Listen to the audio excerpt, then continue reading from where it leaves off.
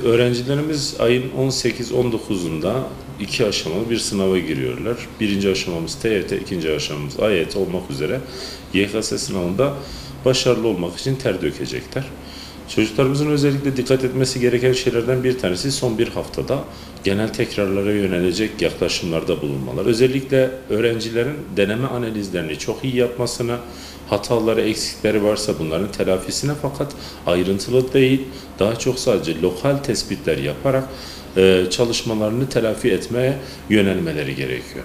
Ağır çalışmalardan kesinlikle uzak durmaları lazım. Uyku düzenlerini artık yavaş yavaş oturtmaları gerekiyor. Çok heyecanlı, çok stresli ortamlardan da uzak durmaları gerekiyor.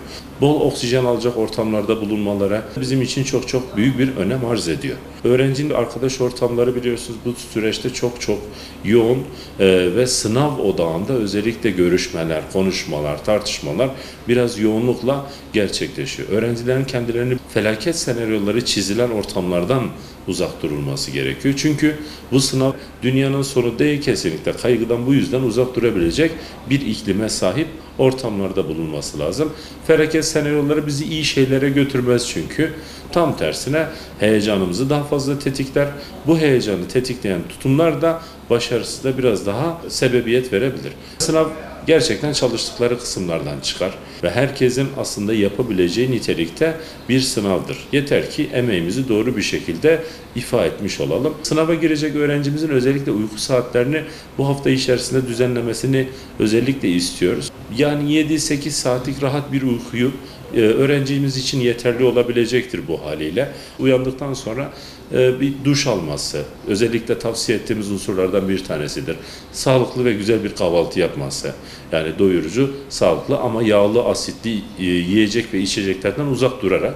Çünkü sınav esnasında bu şekilde bir rahatsızlık oluşmasını kimse istemez. Sınav esnasında yeterince emek göstermiş bir insan var karşımızda öğrenci olarak.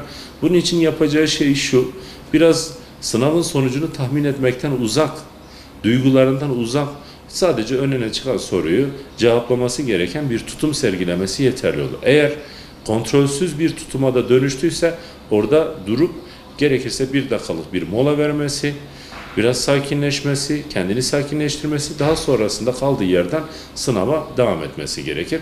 Bunlara biraz dikkat ettiklerinde öğrencilerimizde kesinlikle başarı oluşacaktır. 2 aşama bir sınav, biri çok istenilen ölçüde geçmediğinde bile, örnek veriyorum TYT sınavına girdiler ama bunun telafisini AYT sınavında yapabileceklerini unutmamalarını isteriz.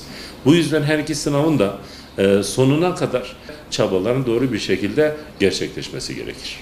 Soru çözerken okuduğunu anlamaya özellikle dikkat etmesi gerekir zaten öğrencinin, ki bunu özellikle Türkçe sorularında çok fazla görürüz, paragraf sorularında çok fazla görürüz.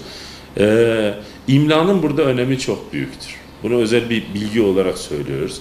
İmlanın önemi büyüktür. Çünkü imla anlaşılırlığı artıran bir nüanstır.